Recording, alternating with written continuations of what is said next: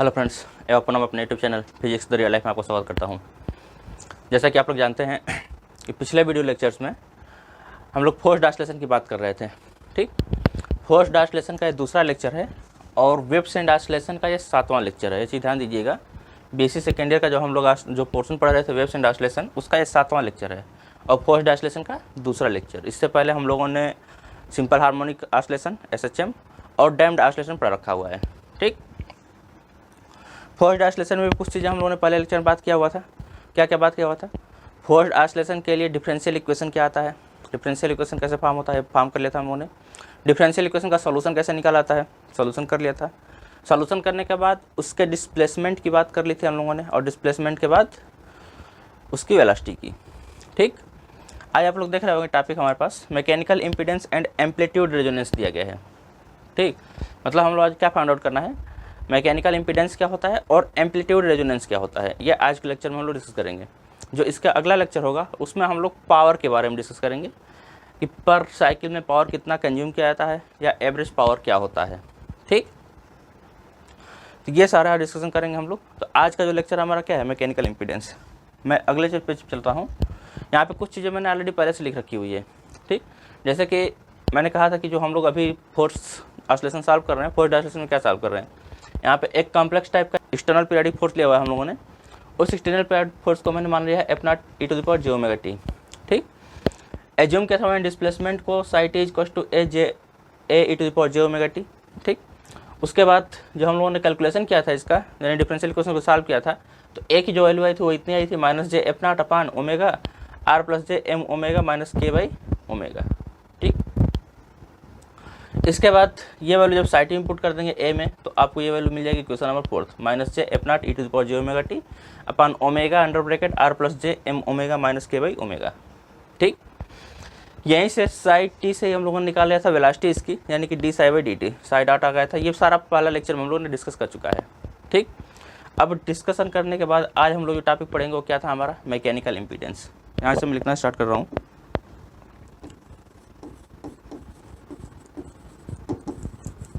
Mechanical impedance.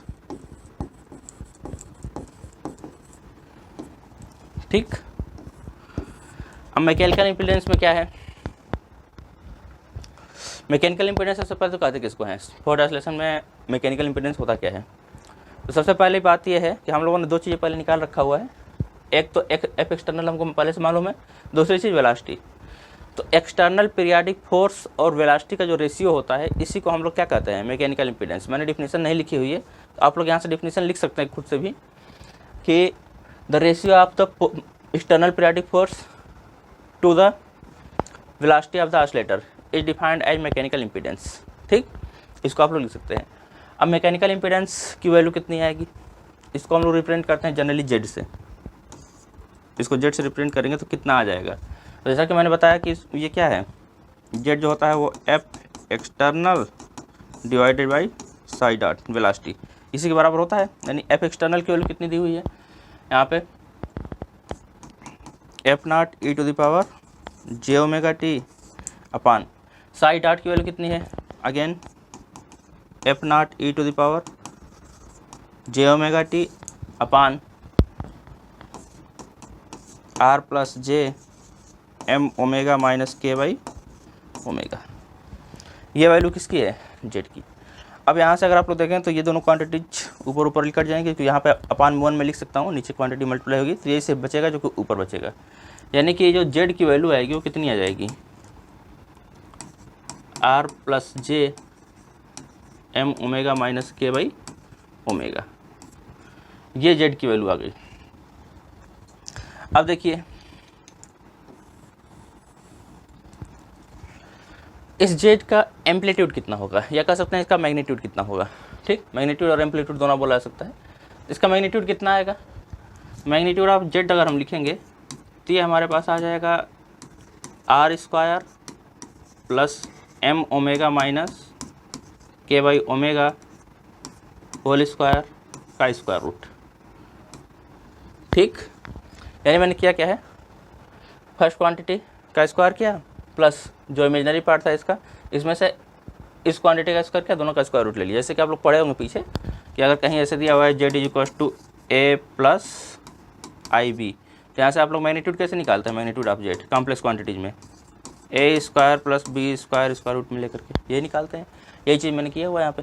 ठीक, दूसरी चीज़, एक चीज़ और यहीं पे क्लियर कर दूँ मैं, यहाँ पे अगर मैं आर और एम ओमेगा माइनस के बाई ओमेगा के बीच एंगल फाइंड आउट करना चाहूँ, ठीक, जैसे कि आप लोग जानते होंगे कि किसी भी कॉम्प्लेक्स क्वांटिटी को रिप्रेजेंट करते हैं जब हम लोग, तो रिप्रेजेंटेशन के दौरान एक आता है आर्गन डायग्राम, आप लोग पढ़े होंगे, या इसको फेजर डायग्राम भी पढ़ाया जाता है एसी में।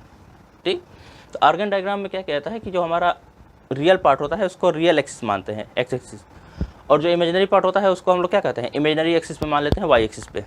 ठीक, और इन दोनों के बीच जो एंगल बन रहा है मतलब कुछ ना कुछ रिजल्टेंट होगा ना, जैसे कि मैंने मान लिया कि ये हमारा ये हमारा इमेजिनरी एक्सिस हो गया, ये हमारा रियल एक्सिस हो गया, और जो हमारी वैल्यू है कुछ इस तरह से है, तो रियल एक्सिस के साथ इसका ये जो रियल एक्सिस है, ये इमेजिनरी एक्सिस है, रियल एक्सिस के साथ कुछ एंगल बन रहा होगा, ये एंगल कितना होगा। ठीक, तो ये एंगल मैं निकालने के लिए मैं क्या करूँगा, देखिए यहाँ पे ध्यान से ये चीज़ है, अगर आप लोग यहाँ से tan थीटा निकालेंगे तो क्या आएगा, फार्मूला पड़ा होगा P B P upon H H B, perpendicular upon base. Perpendicular क्या है इसमें, ये इमेजिनरी क्वांटिटी यानी कि एम ओमेगा माइनस के बाई ओमेगा, ये इमेजिनरी पार्ट है, डिवाइडेड बाई बेस, ये क्या हो जाएगा आर, तो यहाँ से tan थीटा की वैल्यू मिल जाएगी। वही मैं करने जा रहा हूँ, तो यहाँ से tan थीटा की वैल्यू कितनी आ जाएगी, ध्यान से देखिएगा, tan theta is equal to M omega minus के by omega whole total upon are.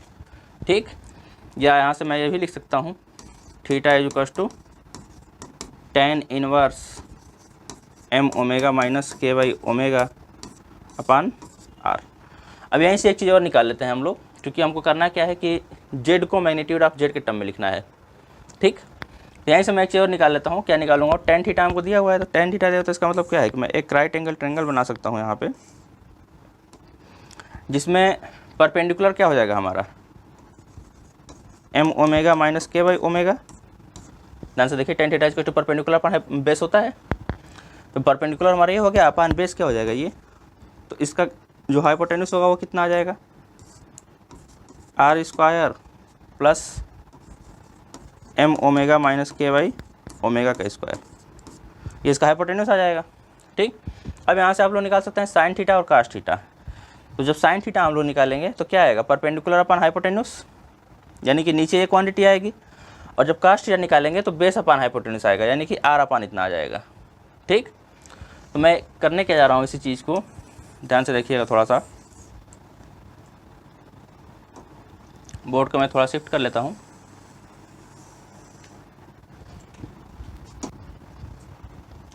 यहाँ पे क्या आ जाएगा हमारा, मैं लिखने जा रहा हूँ जेड को, z is equal to magnitude of Z E to the power J theta, इस फॉर्म में। ठीक, मैं कैसे लिख पा रहा हूँ, तो आप लोग पढ़े होंगे इस चीज़ को, E to the power J theta जो फार्मूला होता है क्या होता है, cos theta plus J sine theta, sorry यहाँ पे जे साइन थीटा लिखा हुआ है, प्लस जे साइन थीटा। ठीक, अब आप लोग करेंगे क्या, यहाँ पे कास्ट थीटा की वैल्यू जब पुट करेंगे, तो कास्ट थीटा मैंने अभी भी क्या बताया, बेस अपान हाइपोटेन्यूस होता है, तो बेस मतलब आर हो जाएगा, और अपान हाइपोटेन्यूस का मतलब ये क्वांटिटी आ जाएगी, यानी कि आर अपान इतना आ जाएगा, लिख देता हूँ, R upon square root R square plus M omega minus के by omega square plus J sine theta, sine theta की वैल्यू परपेंडिकुलर अपान हाइपोटेन्यूस, मतलब एम ओमेगा माइनस के by omega whole total upon फिर से square root R square plus M omega minus के by omega का square. ठीक, अब अगर आप ध्यान से देखिए कि अगर मैग्नीट्यूड ऑफ जेड से हमने मल्टीप्लाई किया हुआ है, तो इसका मतलब क्या है कि मैग्नीट्यूड ऑफ जेड इतना आया हुआ है, तो ये क्वांटिटी दोनों में से कट जाएंगी, तो बचेगा क्या, r plus j m omega minus के बाई ओमेगा, जो किसकी वैल्यू है, जेड की वैल्यू है। ठीक, तो जेड की जगह पे हम magnitude of Z E to the power J theta लिख सकता हूँ मैं, तो ये ध्यान दीजिएगा। तो यहाँ से मैं इस चीज़ को लिख रहा हूँ, ये कैलकुलेशन का पार्ट नहीं था, तो इसको मैं हटा दे रहा हूँ। आप लोग ध्यान दीजिएगा, इस सब समझाने के लिए मैंने बताया था कि मैं क्यों लिख रहा हूँ, कैसे लिख रहा हूँ। ठीक, अब कैलकुलेशन का पार्ट इधर तो है ही, इसमें PVP अपन HHBF फार्मूला जानते हैं बहुत पहले से, तो उसको मत जानिए, उसको मत लिखिएगा। ठीक, जेड की वैल्यू इतनी आ गई। ठीक, अब जब जेड की वैल्यू हमको इतनी मिल गई, तो जेड की वैल्यू मिलने के बाद हम लोग लिखेंगे डिस्प्लेसमेंट की इक्वेशन को। ठीक, डिस्प्लेसमेंट का इक्वेशन क्या, तो जो साई की वैल्यू आई हुई थी, साई इज इक्वल टू, वो हमारी आई थी minus of J F not E to the power J omega T upon omega under bracket r plus j m omega minus के बाई ओमेगा, इतनी आई हुई थी। ठीक, अब इसमें ध्यान दीजिएगा, ये जो क्वांटिटी आ गई हमारे पास, इस पूरे क्वांटिटी को हम क्या लिख सकते हैं, जेड ही लिखा हुआ है। ठीक, जनरली मैं आपको पीछे क्वेश्चन दिखा दूँ थोड़ा सा, यह क्वेश्चन मैंने पीछे लिख रखा है साई टी का, माइनस जे अपना टी पर J omega T upon omega R plus इतना। ठीक, अब इसी चीज़ को मैं यहाँ लिखा हूँ, साई की वैल्यू फिर से, और साई की वैल्यू में जो ये क्वांटिटी है हमारा ब्रैकेट वाला, ये कितने बराबर है, जेड के बराबर है। तो यहाँ मैं जेड लिख सकता था, ओमेगा जेड, और जेड को ही मैग्नीट्यूड ऑफ जेड के टर्म में ये लिख सकता हूँ। तो यहाँ से मैं सीधे साई को लिखने जा रहा हूँ, जो साई आएगा हमारे पास क्या आ जाएगा, psi equal to minus of J F not E to the power J omega T H T जाएगा upon omega magnitude of Z E to the power J theta. ध्यान से देखिएगा, जहाँ पे जेड था वहाँ पे यहाँ पे जेड आना चाहिए था, जेड की जगह पे मैंने क्या लिख दिया, ये लिख दिया। ठीक, अब यहाँ से ये क्वांटिटी आ गई, तो यहाँ से हम और क्या लिख सकते हैं, psi is equal to minus of J F not E to the power J omega t into e to the power minus j theta whole total upon omega magnitude of z. ठीक, या इसी को क्या लिखता हूँ मैं, psi is equal to minus of J F not E to the power J omega T minus theta. ध्यान से देखिए, अपान यहाँ पे चूँकि बेस कॉमन है, बेस एक ही है, पावर में जे भी सेम है, तो उसको एक साथ कर लिया, ओमेगा मैग्नीट्यूड ऑफ जेड। ठीक, ये हमारे पास आ गई साई की वैल्यू।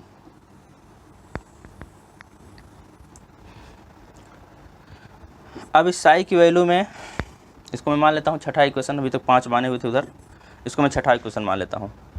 ये जो साई की वैल्यू आई है, यहीं से हम लोग निकाल सकते हैं कि इसका एम्पलीट्यूड कितना होगा। ठीक, मतलब साई डिस्प्लेसमेंट है, मैक्सिमम डिस्प्लेसमेंट कितना हो सकता है। तो मैक्सिमम डिस्प्लेसमेंट के लिए हम लोग क्या करेंगे, जैसे मैंने अभी लिखा हुआ था E to the power J theta का formula, E to the power J theta का फार्मूला क्या था, cos theta plus J sine theta. उसी तरह से यहाँ पे E to the power J omega T minus theta है। यहाँ से अगर हम साई मैक्स की वैल्यू निकालना चाहें, या साई की वैल्यू एक बार मैं फिर से लिख दे रहा हूँ ताकि चीज़ें आप लोगों को क्लियर हो जाए। मैं बोर्ड को शिफ्ट करता जा रहा हूँ, तो आप पॉइंट टू पॉइंट नोट करते चले जाएंगे, तब चीज़ें ज़्यादा क्लियर होंगी। ठीक, ये चीज़ ध्यान रखिएगा। यहाँ से क्या आ सकता है, psi is equal to minus of J F not upon omega magnitude of z, और इसको जब ओपन कर देंगे तो क्या आ जाएगा हमारे पास, cos omega T minus theta, sorry theta है,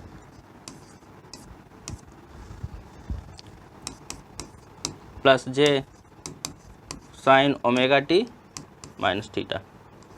ठीक, ये आ गया। अब ध्यान से देखिए, इसमें जब जे से हम मल्टीप्लाई करेंगे तो ये वाला क्वांटिटी हमारा अब इमेजिनरी क्वांटिटी हो जाएगा, और जे से जब यहाँ मल्टीप्लाई हो तो जे स्क्वायर आएगा, जो कि -1 के बराबर होगा, यानी कि इधर वाली क्वांटिटी क्या हो जाएगी, रियल क्वांटिटी हो जाएगी। ठीक, और रियल क्वांटिटी हो जाएगी, जब हम इसका एम्पलीट्यूड निकालना चाहेंगे तो एम्पलीट्यूड और वेलोसिटी हम लोग रियल पार्ट को ही लेके चलते हैं, इमेजिनरी पार्ट को निगलेक्ट कर देते हैं। ठीक, जब इमेजिनरी पार्ट को निगलेक्ट करेंगे तो हमारे पास आएगा क्या, ये जे इसमें अगर जे स्क्वायर हो जाएगा, जो कि -1 हो जाएगा, sign omega T minus theta आएगा, और साइन के मैक्सिमम वैल्यू क्या हो सकती है, +1, तो उसको +1 रख लेंगे हम लोग। तो हमारे पास जो साई मैक्स आएगा वो कितना आ जाएगा, साई मैक्स बराबर एम्पलीट्यूड, साई मैक्स एम्पलीट्यूड के बराबर होता है, एम्पलीट्यूड की वैल्यू कितनी आ जाएगी, F not upon omega magnitude of z. ठीक, अब कुछ आप लोगों के समझ में आ रहा है कि माइनस आ रहा है, तो एम्पलीट्यूड का मैग्नीट्यूड ले लीजिए आप लोग, ठीक, वो माइनस नहीं होगा, प्लस ले लेंगे हम। ठीक, ध्यान दीजिएगा चीज़ कि मैग्नीट्यूड अगर हम ले लेते हैं तो क्या आ जाएगा प्लस में। अब ए की जो वैल्यू आई हुई है, ए का जो मैग्नीट्यूड आ गया वो F naught upon omega Z के बराबर आ गया। इसको मैं मान लेता हूँ इक्वेशन नंबर 7 और यहीं से अब अगला टॉपिक हमारा स्टार्ट हो जाएगा, क्या, एम्पलीट्यूड रेजोनेंस। ठीक, तो मैं अगले पेज पे चल रहा हूँ। हमारा जो है वो क्या है, A is equal to F naught upon omega Z. ठीक, यही हमारा 8वां क्वेश्चन था। यहाँ से मैं अब आगे बढ़ूँगा। तो इसमें ध्यान से देखिए, ओमेगा की वैल्यू चेंज होने के साथ, चूँकि मैग्नीट्यूड ऑफ जेड में भी ओमेगा है, तो ओमेगा की वैल्यू चेंज होने के साथ एम्पलीट्यूड की वैल्यू चेंज होती है। ठीक, अब एम्पलीट्यूड की वैल्यू मैक्सिमम कब होगी, जब ओमेगा की वैल्यू मिनिमम हो जाए, या कह सकते हैं कि जो डिनोमिनेटर है, डिनोमिनेटर की वैल्यू क्या हो, मिनिमम हो, पूरा डिनोमिनेटर, क्योंकि जेड में भी ओमेगा है, ध्यान दीजिएगा, सिर्फ ओमेगा नहीं है, जेड में भी ओमेगा है, तो पूरा डिनोमिनेटर क्या हो जाए, मिनिमम हो जाए। और जब ये मिनिमम होगा तो उसके समय हमारा एम्पलीट्यूड क्या होगा, मैक्सिमम होगा। तो जो मैक्सिमम एम्पलीट्यूड होगा उसी केस को हम लोग क्या बोलेंगे, एम्पलीट्यूड रेजोनेंस। ठीक, यानी कि मैक्सिमम एम्पलीट्यूड के केस में क्या होता है, जो हमारी नेचुरल एंगुलर फ्रीक्वेंसी होगी वो हमारे एक्सटर्नल पीरियोडिक फोर्स की फ्रीक्वेंसी से मैच कर जाएगी। ठीक, और एक्सटर्नल पीरियोडिक फोर्स की फ्रीक्वेंसी से मैच करेगी तो उस केस में क्या होता है, रेजोनेंस होता है, यानी कि उसका एम्पलीट्यूड मैक्सिमम हो जाता है। यही चीज़ है। अब उस मैक्सिमम एम्पलीट्यूड के उसको फाइंड आउट करने जा रहे हैं हम लोग। ठीक, मैक्सिमम एम्पलीट्यूड के लिए कंडीशन क्या होगी पहले से, तो रेजोनेंस की कंडीशन फाइंड आउट करेंगे, ओमेगा रेजोनेंस की वैल्यू निकालेंगे हम लोग। ठीक, ये चीज़ है। अब देखिए इसके लिए हम लोग करेंगे क्या, तो कहीं पर भी मैक्सिमा या मिनिमा निकालने की क्या तरीका क्या होता है, उसका फर्स्ट डेरिवेटिव जो होता है 0 के बराबर क्या आता है। यहाँ पर भी मैं वही करने जा रहा हूँ, जो हमारे पास ओमेगा मैग्नीट्यूड ऑफ जेड है उसका फर्स्ट डेरिवेटिव क्या करूँगा, 0 के बराबर कर दूँगा। 0 के बराबर करके यहाँ से इसकी मिनिमम वैल्यू फाइंड आउट करेंगे हम लोग। तो D d omega of omega magnitude of Z की वैल्यू कितनी हो जाएगी, 0। या मैं ये भी कह सकता हूँ D d omega of omega square magnitude of Z square की वैल्यू भी क्या हो सकती है, 0। ठीक, उसका स्क्वायर कर लिए, क्योंकि दूसरे साइड 0 है तो बहुत इफेक्ट नहीं आएगा। अब यहाँ से करूँगा क्या, मैं मैग्नीट्यूड ऑफ जेड की वैल्यू पुट कर दूँगा। मैग्नीट्यूड ऑफ जेड की वैल्यू कितनी आई हुई थी, यहाँ ब्रैकेट बनाता हूँ ताकि कन्फ्यूजन ना हो, d d omega under bracket omega square. Magnitude of Z की वैल्यू आप लोग देखेंगे तो पीछे मैं दिखा देता हूँ। मैग्नीट्यूड ऑफ जेड की वैल्यू देखिए यहाँ पे कितना आया हुआ है, r square plus M omega का माइनस के बाई ओमेगा का स्क्वायर। ठीक, तो जब हम इसका स्क्वायर करेंगे तो स्क्वायर रूट हट जाएगा। ठीक, यानी कि बचेगा क्या, r square plus M omega minus के बाई ओमेगा का स्क्वायर। तो मैं यही चीज़ यहाँ पे लिखने जा रहा हूँ नेक्स्ट पेज पे। तो हमारा क्या आ जाएगा, ओमेगा स्क्वायर इनटू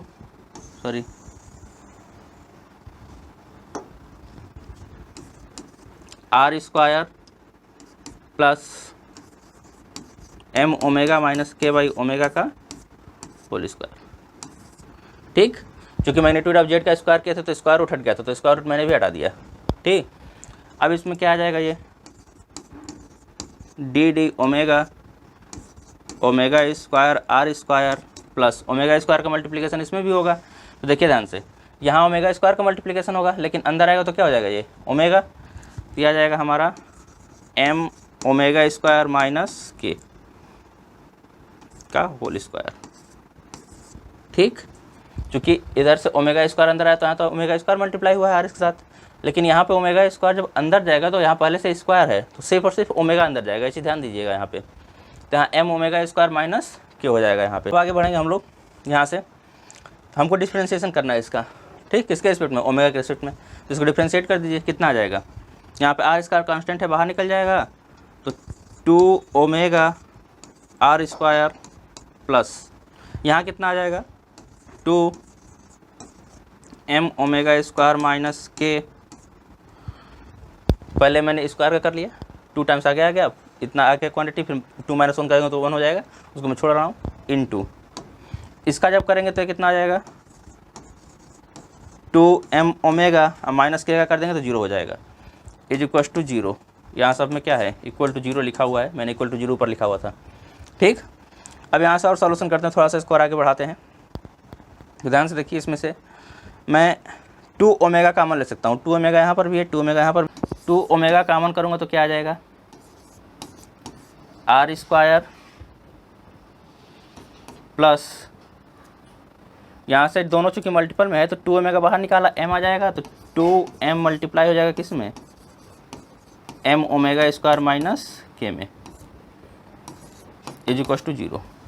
ठीक, या यहाँ से क्या आ जाएगा हमारे पास, 2 ओमेगा के 0 में भेज रहा हूँ तो आ जाएगा हमारे पास R square plus 2m m omega square minus k is equal to 0। या इसी को सॉल्व कर देता हूँ मैं, R square plus 2m square omega square minus 2m k is equal to 0। या यहाँ से क्या आ जाएगा, इसको मैं इधर कर रहा हूँ, हमको निकालना है ओमेगा की वैल्यू। ठीक, तो 2m omega square is equal to 2m k minus are square. ठीक, यहाँ से 2m से डिवाइड कर देता हूँ मैं, तो omega square is equal to 2m k upon 2m minus are square by 2m।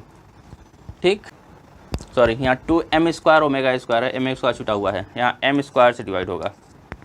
ठीक, 2m स्क्वायर से डिवाइड होगा यहाँ पे, तो ये चीज़ आ जाएंगी। यहाँ से m से कैंसिल आउट हो जाएगा, 2 से 2 कैंसिल आउट हो जाएगा, तो ओमेगा स्क्वायर की वैल्यू कितनी आ जाएगी, k by m minus are square by 2m square. ठीक, ये ओमेगा की वैल्यू है। या कह सकते हैं यहाँ से ओमेगा की वैल्यू मैं अगर निकाल लूँ तो स्क्वायर रूट में आ जाएगा k by m minus are square by 2m। अब ये जो ओमेगा की वैल्यू आ रही है, इसी ओमेगा की वैल्यू के लिए हमारा जो नीचे वाला डिनोमिनेटर होगा वो क्या होगा, मिनिमम होगा। ठीक, तो इस ओमेगा को हम लोग क्या बोल सकते हैं, ओमेगा रेजोनेंस। तो मैं आगे क्या करने जा रहा हूँ, इसको लिखने जा रहा हूँ ओमेगा रेजोनेंस। और दूसरी चीज़, यहाँ पे जो k बाई m है, इसको मैं, ये हमारे जो ऑसिलेटर है, फोर्स्ड ऑसिलेटर, उस ऑसिलेटर का नेचुरल फ्रीक्वेंसी है। ठीक, नेचुरल एंगुलर फ्रीक्वेंसी है, तो नेचुरल एंगुलर फ्रीक्वेंसी को हम ओमेगा नॉट से रिप्रेजेंट कर देंगे। ठीक, तो मैं आगे इसी को लिखने जा रहा हूँ। मैं नेक्स्ट पेज पे चल रहा हूँ, ऐसे पे लिख देता हूँ, बहुत कम लिखा गया है।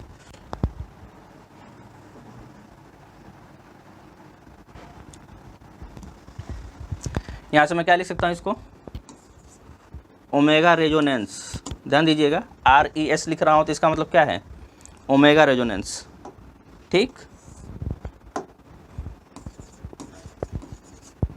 ओमेगा रेजोनेंस, इसकी वैल्यू कितनी आ जाएगी, square root omega not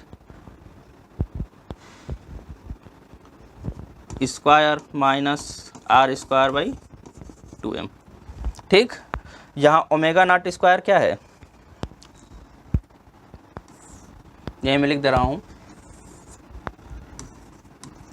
here omega not square is equal to k by m, जो कि क्या है, नेचुरल एंगुलर फ्रीक्वेंसी।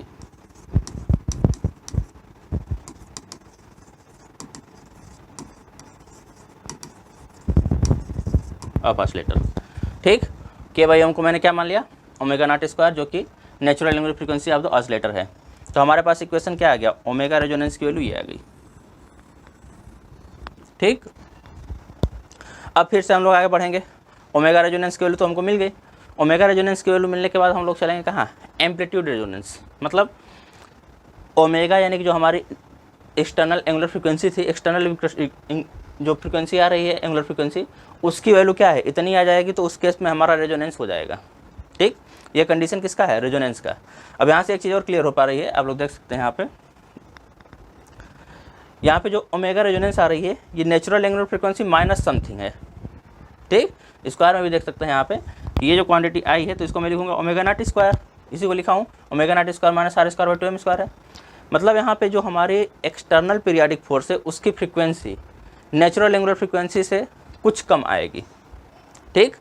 और उसी समय रेजोनेंस हो जाएगा, कब? जब उसमें डैम्पिंग प्रेजेंट हो तब, ठीक। यानी आर वाला टर्म अगर आ रहा है तो आर क्या है? डैम्पिंग फैक्टर था।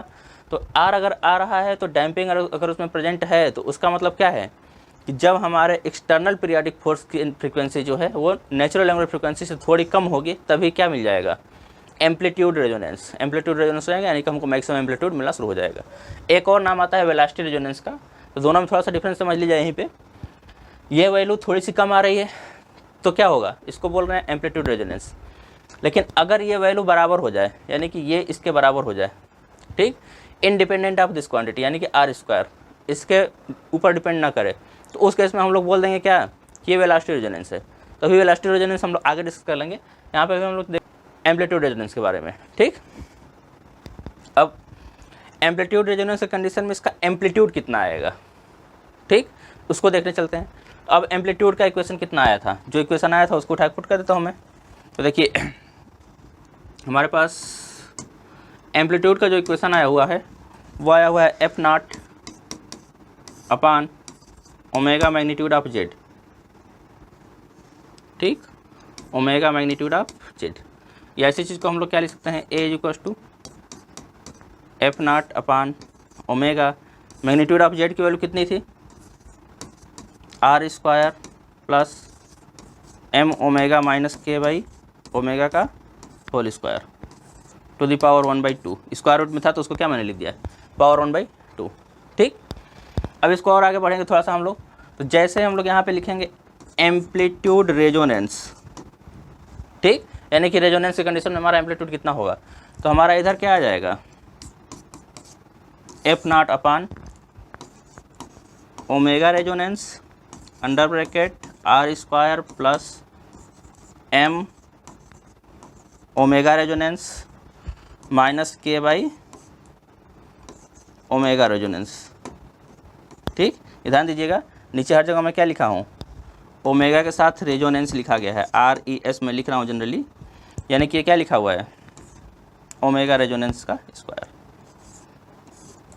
Whole to the power 1/2 as it is आएगा, ये आएगा, ठीक। तो ये ए रेजोनेंस की वैल्यू हो गई। अब थोड़ा सा इसको हम लोग चाहें तो सिंप्लीफाई कर लें, यहाँ पे छोड़ भी सकते थे, थोड़ा सा सिंप्लीफाई कर सकते हैं। अगर हम लोग चाहें कि इसको हम किसके टर्म में ला दें? ओमेगा नॉट के टर्म में ला दें, ठीक, यानी नेचुरल एंगुलर फ्रीक्वेंसी के टर्म में ला दें। नेचुरल एंगुलर फ्रीक्वेंसी हो, आर हो और एम हो, यानी कि जो गिवन क्वांटिटीज है हमको उनके टर्म में ला दें, ठीक। तो उनके टर्म में लाने के लिए इसको थोड़ा सा हमको चेंज करना पड़ेगा। चेंज करते हैं थोड़ा सा और आगे क्या आएगा इसमें, ठीक।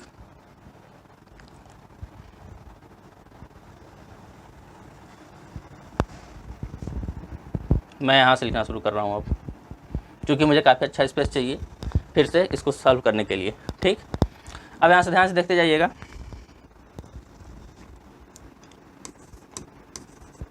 ए रेजोनेंस की जो वैल्यू आएगी वो कितनी आ जाएगी?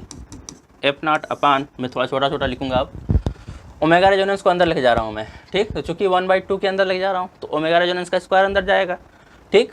तो ये क्या आ जाएगा? ओमेगा रेजोनेंस का स्क्वायर आर स्क्वायर प्लस, अब इसके जब इस ब्रैकेट के अंदर जाएंगे हम लोग तो यहाँ देखिए पहले से स्क्वायर लगा हुआ है और ये अंदर क्या आया है? ओमेगा रेजोनेंस का स्क्वायर। तो यहाँ पे क्या आएगा? ओमेगा रेजोनेंस सिर्फ और सिर्फ, ठीक। तो यहाँ क्या आ जाएगा ब्रैकेट में? एम ओमेगा रेजोनेंस का स्क्वायर, यहाँ मैं स्मॉल RES लिख रहा हूँ, समझते जाएगा, रेजोनेंस ही लिखा हुआ है, ठीक, चाहे कैपिटल लिखा हूँ चाहे स्मॉल लिखा हूँ, माइनस के, क्योंकि ओमेगा रेजोनेंस इसमें मल्टीप्लाई होगा तो क्या हो जाएगा? इतना,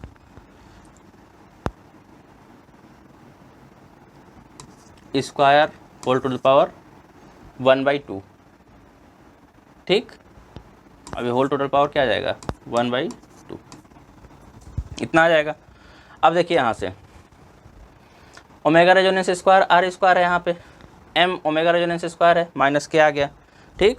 अब मैं क्या करूँगा? इसमें से एम बाहर निकालूंगा, ठीक, या कि यहाँ पे क्या हो जाए? के बाई एम हो जाए। यहाँ से एम बाहर निकालूंगा तो क्या आ जाएगा हमारे पास? A resonance is equals to F not upon omega resonance का स्क्वायर आर स्क्वायर प्लस, अब चूंकि उसके ऊपर स्क्वायर है तो यहाँ से क्या निकलेगा? एम स्क्वायर, ठीक। अंडर ब्रैकेट क्या बचेगा? फिर से ओमेगा रेजोनेंस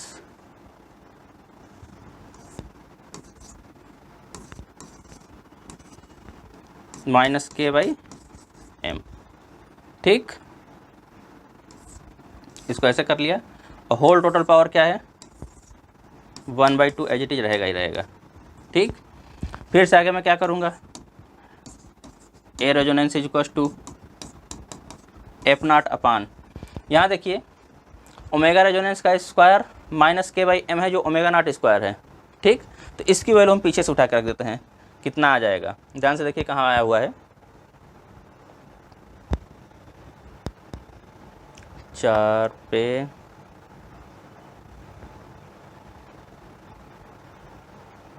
इसी पेज पे था, थोड़ा सा इसको पेज को छोटा करना पड़ेगा हमको।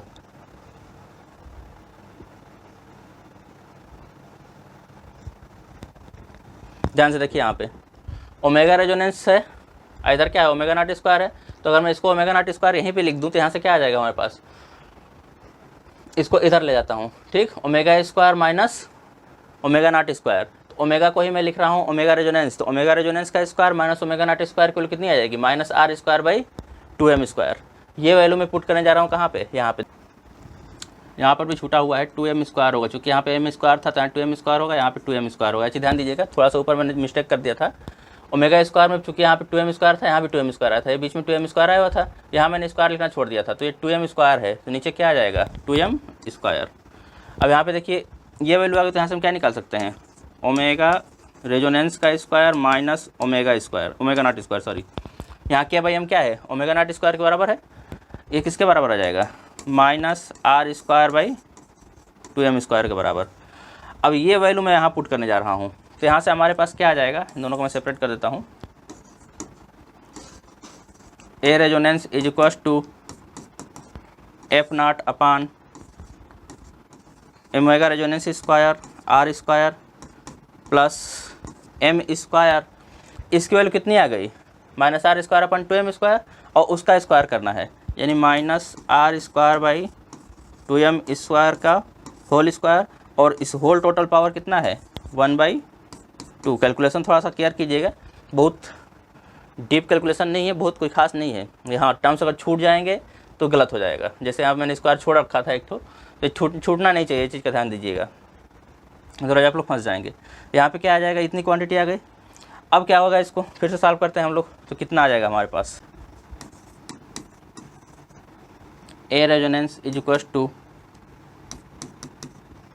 F not upon omega resonance का square are square plus M square, यहाँ क्या आ जाएगा R to the power 4 upon 4m square. ध्यान दीजिए माइनस आर स्क्वायर था तो उसका आर टू द पावर 4 हो जाएगा, स्क्वायर करेंगे तो यहाँ पर नीचे 4m स्क्वायर आ जाएगा, और होल टोटल पावर 1/2। ठीक, इतना आ जाएगा। यहाँ m स्क्वायर से एक m स्क्वायर कैंसिल आउट। फिर यहाँ मिस्टेक हुआ है, देखिए m स्क्वायर में फिर छोड़ दिया हूँ, m स्क्वायर, यहाँ m स्क्वायर का स्क्वायर करेंगे तो m टू द पावर 4 आएगा, यहाँ m स्क्वायर से 2 कटेंगे 2 बचेंगे। ठीक, A resonance is equal to F not upon omega resonance square are square plus R to the power 4 upon 4m square, और होल टोटल पावर 1/2 ये आया। ठीक, अब देखिए इसमें से आर स्क्वायर में कॉमन कर रहा हूँ, तो इस अंडर वाले ब्रैकेट से आर स्क्वायर बाहर निकालूंगा तो यहाँ पावर में 1/2 है, तो यानी कि बाहर क्या निकलेगा आर, तो हमारे पास आ जाएगा A resonance is equal to F not upon are under bracket omega resonance का square plus are square by 4m square. ठीक, अभी हमारा फंक्शन किस में है ओमेगा रेजोनेंस के टर्म में, हमको निकालना किस में है ओमेगा नॉट के टर्म में। ठीक, तो ओमेगा रेजोनेंस की वैल्यू हम यहाँ पुट करने जा रहे हैं, ओमेगा रेजोनेंस स्क्वायर की, तो ओमेगा रेजोनेंस स्क्वायर की वैल्यू मैंने यहाँ निकाल रखा हुआ है, ये निकला हुआ है। ओमेगा रेजोनेंस स्क्वायर की वैल्यू जो है क्या है ओमेगा नॉट स्क्वायर माइनस इतना, यही वैल्यू यहाँ पुट कर देता हूँ इसमें। ठीक, तो कितना आ जाएगा, थोड़ा सा मैं बोर्ड को ऊपर शिफ्ट कर लेता हूँ ताकि वो भी दिखता रहे।